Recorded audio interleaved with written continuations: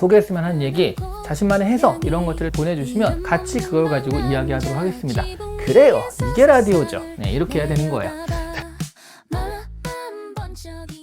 안녕하세요, 시한북 라디오입니다. 새로운 콘텐츠 시한북 라디오. 이 라디오라는 게 붙어있는 콘텐츠는 제가 예전부터 정말 하고 싶었는데요. 근데 라디오는 문제가 뭐냐면 끝나고서 곡이 붙어야지 뭔가 라디오스럽잖아요. 근데 저작권 문제가 있어가지고 곡을 붙이기가 힘들었거든요. 그런데 이제 그 곡을 붙일 수 있는 방법이 나왔죠. 제가 오늘 같이 나눌 책에 대해서 관련된 것들을 가사로 만들어서 음악을 만들어서 그것들을 들려드리는 식으로 이 곡을 해결을 했습니다. 그래서 라디오 형식이 아주 스무스하게 흘러가게 되었기 때문에 그래서 시한북 라디오를 시작할 수 있게 된 겁니다. 네, 기대해 주시고요. 끝나고서 곡으로, 노래로 이어집니다. 이 라디오는 여러분과 같이 이야기를 자연스럽게 그리고 허심탄회하게 나눌 수 있는 그런 구조잖아요. 일방적으로 막 강의하듯이 그런 것들이 아니라 오늘 처음으로 그 라디오에서 같이 나눌 책은 바로 요거, 나는 고양이로소이다 라는 책을 선정을 했습니다.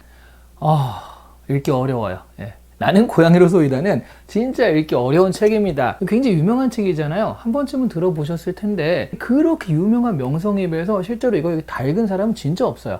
원래 많은 고전들의 특징이죠. 네, 그 제목을 들어본 사람은 많지만 실제로 읽어본 사람은 없다. 근데 이 책만큼 그렇게 심한 게 별로 없을 것 같아요. 왜 그런지 그 이유에 대해서 생각을 해보도록 할게요.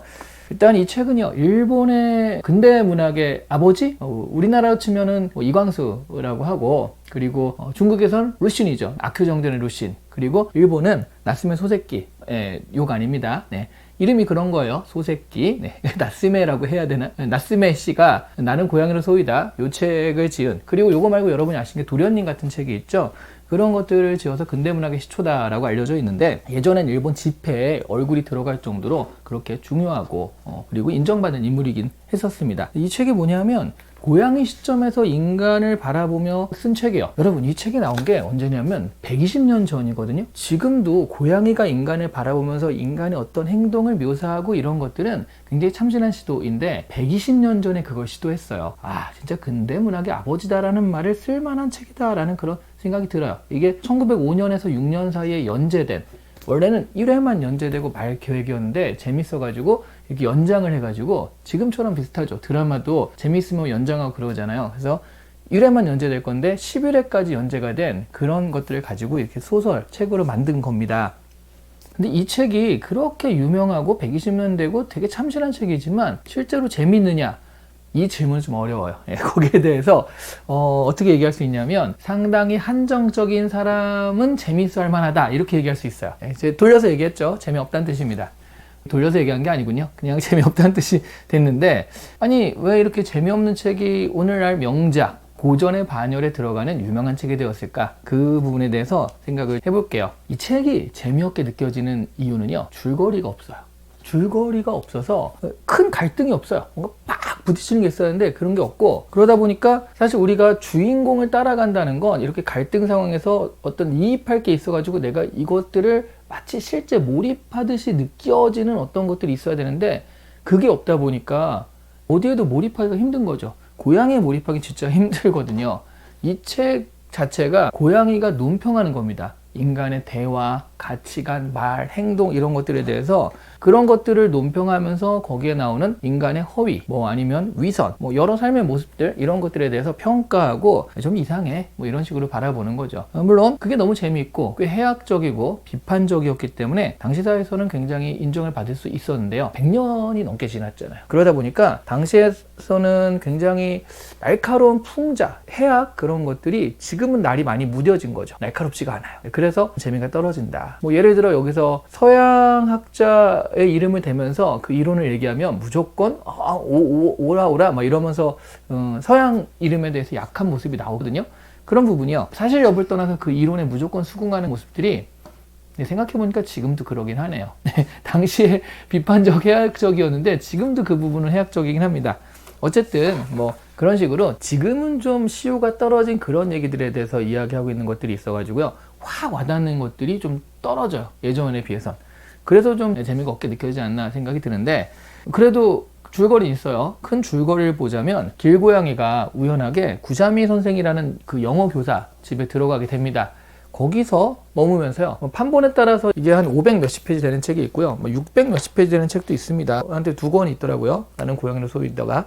이 책이 보통 500에서 600페이지고 빽빽합니다. 그러니까 책이 두꺼워요. 진짜 벽돌책이라는 말이 어울리는 그런 책인데 이 긴 분량에도요 고양이 이름이 안 나와요. 제일 처음에 나오는 첫 번째 구절이 굉장히 유명한 책이기도 합니다. 여기서는 나는 고양이 이름은 아직 없다 이렇게 시작을 했고요. 또 이 책에서는요 첫 번째 구절이 나는 고양이다 이름은 아직 없다. 뭐 다 비슷한 얘기들이에요. 나는 고양이야 이름은 없어 이렇게 시작을 하는데 이름이 없다라는 것이 이제 핵심 골자거든요. 그러니까 이름이 없다라는 설정, 관찰자가 이 500에서 600페이지 가량 이걸 관찰하면서 이야기를 하는데 그 사람의 이름은 없습니다. 그렇다는 얘기는 이 관찰자는 굉장히 관조적이고 객관적인 태도로 관찰자의 역할만 하겠다 이런 뜻이거든요. 그리고요 사실 길고양이라는 건 언제 어디서나 우리 옆에 있는 거잖아요. 갑자기 우리 집 정원에서 확 튀어나올 수도 있고요. 길 가다가 항상 집 근처에 있는 거잖아요. 그 길고양이들이 사람을 관찰한다 라고 했을 때는 언제 어디서나 보이는 고양이들의 일반적으로 관찰하는 보통의 인간의 행위, 생각이라고 했을 때 이게 보편적 행태라는 말과 똑같은 말이 되는 겁니다. 그래서 이름이 없다는 설정 하나가 이렇게 다양한 의미를 지닐 수 있게 되는 거죠. 줄거리가 그래서 기본적으로 고양이가 관찰을 하는 건데 뭘 관찰하냐면 이 구샤미 선생이라는 여기서 이제 길고양이가 키워짐을 당하거든요. 말이 좀 이상한가? 네, 키워지게 됩니다. 그래서 여기서 구샤미 선생이 그 동네 중학교 영어 선생인데요. I'm a boy, you are a girl. 뭐 이 정도 하는 110년 전 영어 선생이니까 뭐 그 정도 하는 영어 선생인데 이 친구가 미학자가 있어요. 이 미학자 친구 메이테이와 그리고 그의 문화생인 강게스. 이 두 명이 주로 이 집에 방문을 해서 이야기를 나누고 또 여기서 파생되는 다른 인간관계 그런 것들이 쫙 모여져 가지고 이 집에 뭉쳐지는데 거기서 나오는 어떤 가치관, 개인들의 습관, 이야기, 대화 이런 것들이 고양이의 논평의 주제가 됩니다. 사건이 없죠. 그러다 보니까 좀 지루하고요. 서사적 관점에서 보자면 진짜 아무 사건이 없는 그런 책이라고 할 수 있습니다. 이 소설은요 일본의 사소설 전통을 보여주는 책이기도 해요. 사소설이라는 게 개인사, 사적인 할 때 그 사거든요. 그래서 굉장히 사적인 이야기들을 담는 소설이에요. 일본의 전통에서 보면 이 사소설 전통이 한 1906년, 7년서부터 시작이 되는데 이게 1905년 작품이니까 여기서 영향을 미친, 강력하게 사소설이라는 것에 영향을 미친 작품이 아닐까 이렇게 생각을 할 수 있는데요. 작가의 개인적인 경험, 내적인 고백 이런 것들을 묘사하면서 특히 자전적 요소를 띠고 있는 게 사소설들입니다. 그러다 보니까 큰 사건이나 자극적인 갈등 이런 게 별로 없어요. 그냥 잔잔하게 자기의 생각 이런 것들을 쭉 나열하는 정말 사적인 에세이야? 에세이는 아닌 것 같고 이게 뭐지? 그런 정도의 생각이 드는 그런 소설들인데 예를 들어 여러분 요즘에 일본 드라마 보시면요 뭔가 큰 갈등이나 뭐 굉장한 사건 없이 잔잔하게 흘러가는 그런 드라마 있잖아요. 개인적인 이야기들 막 하면서 그런 것들이 사소설 전통에서 나온 드라마라고 보시면 됩니다. 제가 얼마 전에 넷플릭스에서 핫스팟이라는 일본 드라마를 봤는데 되게 재밌어요. 코믹한데 외계인이 나오거든요. 근데 외계인이 나오는데 UFO가 단 한 번도 안 나와요. 굉장한 CG가 나오는 것도 아니고 그 외계인이 굉장히 하찮고 사소합니다. 동네 아저씨, 머리 벗겨진 아저씨예요. 그래서 이 외계인이 하는 일도 그러니까 부탁하는 일도 뭐냐면 동네 체육관에 그 위에 천장에 배구공이 껴있단 말이에요. 그 배구공을 빼줄 수 있느냐 뭐 이런 것들이에요. 아니 외계인을 데리고 그 외계인이 상당히 사소하고 하찮게 나오거든요. 그게 일본의 사소설 전통이 은은히 배어나오는 그런 드라마라고 할 수 있습니다. 그래서요 나는 고양이로 소이다는 단숨에 팍 읽어가는 그런 소설이 아니라 곁에 두었다가 한 장 한 장씩 보는 그런 슴슴한 평양냉면 같은 소설이다 라고 말할 수 있을 것 같아요. 근데 이 소설을 이렇게 소비하는 것은 지금의 시각이고요. 어떻게 생각하면 당시로서는 상당한 비판과 해악을 가진 소설이었거든요. 당시의 시각으로는 좀 다른 소설일 수 있는 거죠. 이쯤에서요 잠시 광고 듣고 오겠습니다 라고 해야 될 것 같은데 광고가 없기 때문에 좀 아쉽네요. 뭐 삼진제약, 아이시스 아이시스 이런 것들에 붙어야 될 것 같은데 언젠간 붙을 날이 있을 것 같기도 하고요. 바로 이어서 또 해보자면 이 소설의 진짜 의미는요 뒤쪽으로 갈수록 나오는데 제가 계속 얘기하는 게 재미없다라는 얘기잖아요. 재미없는데 왜 이렇게 유명할까? 이게 왜 유명할까? 보면 일본에 대한 비판이 나와요. 1905년이라는 건 말하자면 일본이 한참 전체주의, 군국주의, 제국주의로 가던 그런 때거든요. 그러니까 전체주의 경향이 굉장히 강할 때 여기 나온 개인들은요, 요즘 나와도 정말 독특하다, 유니크하다, 자아가 강하다, 이런 소리를 들을 수 있는 자기 목소리가 강한 개인들이 나옵니다. 이 전체주의의 시대에 이런 개인들의 존재를 묘사하는 것만으로도 전체주의 분위기에 대한 비판이 될 수 있었다는 거예요. 그리고 여기서 이루어지는 대화들을 보면 직접적으로 일본의 전체주의 경향에 대한 비판도 나오긴 하거든요. 예를 들어 러일 전쟁에서 승리한 국가가 이 세레모니에 필요하다라고 해서 돈을 걷는 그런 장면이 있거든요. 그러니까 돈을 내라라고 엽서가 옵니다. 근데 이 구자미 선생이요, 그거를 그냥 대놓고 무시해버려요. 당시의 분위기로 이게 가능한가라고 생각을 하실 텐데, 일본이 정말 군국주의, 전체주의가 강해져서 개인들한테 이렇게 압박을 했던 건 1920년 넘어가서 1930년 정도 돼서요. 그러니까 1905년까지는 아직 개인적으로 막 비판의 여지가 있었던 그런 때거든요. 여기 구자미 선생 같은 경우에는 상인들을 굉장히 비판하거든요. 좀 배 아픈 것도 있죠. 저 잘 사는 애들, 그런 것도 있는데, 어쨌든 상인들을 대놓고 공격함으로써 당시에 퍼지기 시작한 자본주의에 대한 비판도 수행하고 있다는 겁니다. 그래서 천박한 자본주의, 급격한 자본주의화가 일본에서 가져오는 어떤 부작용에 대해서 얘기하고 있는 책이 또 이 책이기도 해요. 이런 배경을 알고 보면 이 소설 읽다 보면 재미있겠다 싶기도 한데요. 보통은 그런 배경 1905년대 10년대 일본에 대해서 생각하면서 보지는 않잖아요. 그러다 보니까 이거 좀 어렵다. 지금 보자면 그냥 특이한 사람들이 많이 나오고 특이한 생각들을 하고 지식인의 허튼 지적 유의 이런 게 있고요. 고향의 독특한 시각, 이런 것들이 좀 특이하다라는 거지, 사실은 지금은 아주 재미있게 읽기에는 좀 힘든 면들이 있다라는 겁니다. 그런데 이 소설의 형태나 배경, 어떤 전개 방식, 이런 건 지금도 굉장히 독특해요. 고양이가 사람들을 관찰하고 뭘 본다, 인간들을 논평한다, 이런 형식들은 지금도 특별한데 당시로선 정말 특이했겠죠. 그래서 아류작들도 많이 나왔다고 합니다. 나는 고양이로 소이다잖아요. 그래서 나온 아류작이 나도 고양이로 소이다, 그리고 여러분 짐작할 만한 거 하나 있어요. 나는 개로 소이다, 이런 것도 나왔다고 하죠. 이 정도면 나는 토끼로 소이다, 나는 새로 소이다, 그런 것들도 카피 작품이 계속 붙을만 한데, 그래서인지요, 마지막에 고양이가 이게 스포가 되려나?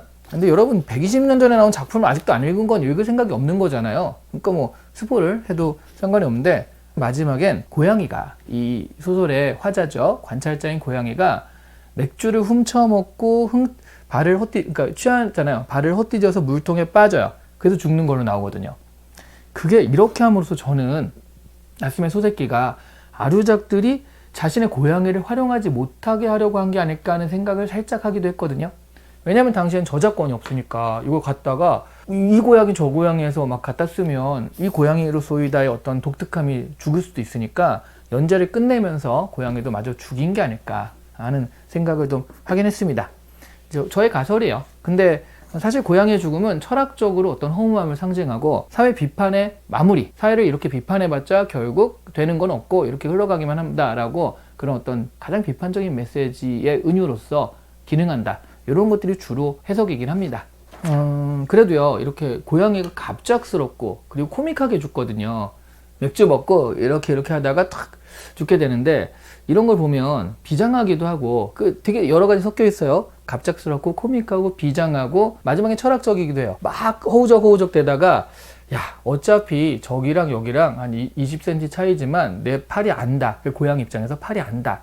그러니까 아무리 이렇게 허우적 대봤자 달 수가 없어. 그래서 그냥 포기하고 편안하게 이러면서 죽게 되는데, 이런 것들이 이 소설에 나오는 어떤 가치관과 일치하는 부분도 있지 않을까 하는 생각이 들면서, 이 마지막 장면이 이 소설의 전체적인 분위기를 잘 보여주는 마무리가 아니었나, 적절한 마무리가 아니었나, 이렇게 생각을 하게 되죠. 제 생각이긴 해요. 120년 전 작품이지만 지금 시각으로 봐도 독특한 면은 분명히 있거든요. 그래서 한 번쯤 읽어보시면 굉장히 재미있겠다라는 이야기를 드릴 수 있을 것 같고요. 특히 여러분, 양집사님들 많잖아요. 댕집사님들도 많죠. 이런 집사님들 이걸 보면, 우리 양이와 댕댕이가 나를 보고 무슨 생각을 할까, 이런 생각을 좀 하게 되거든요. 그래서 이 책을 보면서 양이를 같이 보면서 제가 도대체 무슨 생각을 하지? 이런 독특한 경험을 하게 하는 책이기도 합니다. 한 번쯤 읽어보시면 재밌을 것 같고요. 자, 시한북 라디오 오늘 마무리를 할 시간인데, 근데 제가 라디오 진짜 오래 했거든요. 게스트로.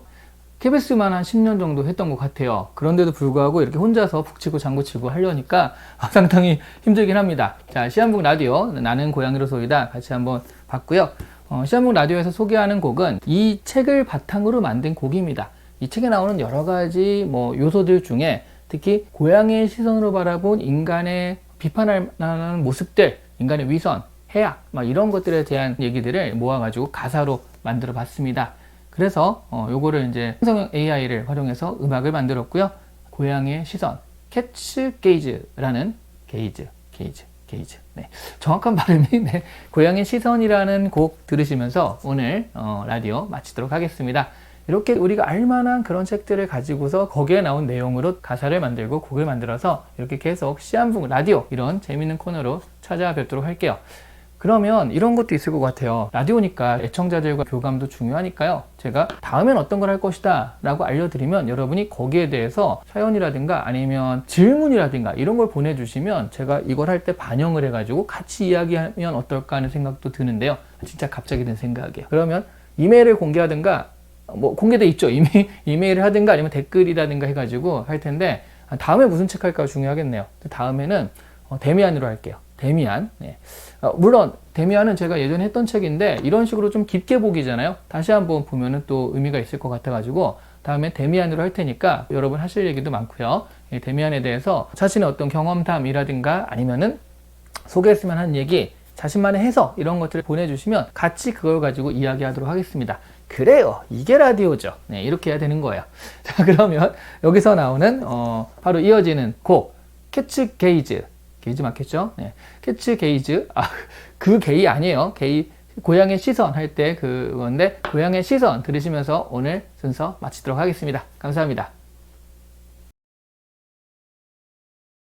나는 고양이 이름 없는 방랑자 지붕 위에서 세상을 내려다봐 맘 번쩍이는 너희의 무대 내 눈엔 다 보여 그 얇은 감면 플래시 터지는 거리 포즈만 잔뜩 화면 속 미소 진심은 어디 좋아요 새벽 꿈꾸는 왕좌 빈속을 감춘 필터의 마법 말로는 거창 행동은 공허 책상 위 잠든 너의 희망 현실은 차갑고 꿈은 허공 고양이 미소 그걸 다 지켜봐 고양이의 시선 다 꿰뚫어보지 가면 뒤 숨은 너희의 속을 웃으며 비웃지 세상의 허풍 고양이의 시선 진실만 남지 명예를 쫓아 돈으로 춤춰 겉만 번지르르 속은 텅 비었어 말 한마디로 세상 다 속여 탑처럼 쌓인 너희의 거짓 그림자 속에서 빛을 가장해 무너질 순간 누가 날 구해 고양이 발걸음 조용히 다간 너희의 비밀 다가발려봐 나는 자유 세상의 규칙 따윈 안녕 지붕 위 무대 세상은 코미디 너희의 연극 내 눈엔 장난 고양이의 웃음 진실을 깨워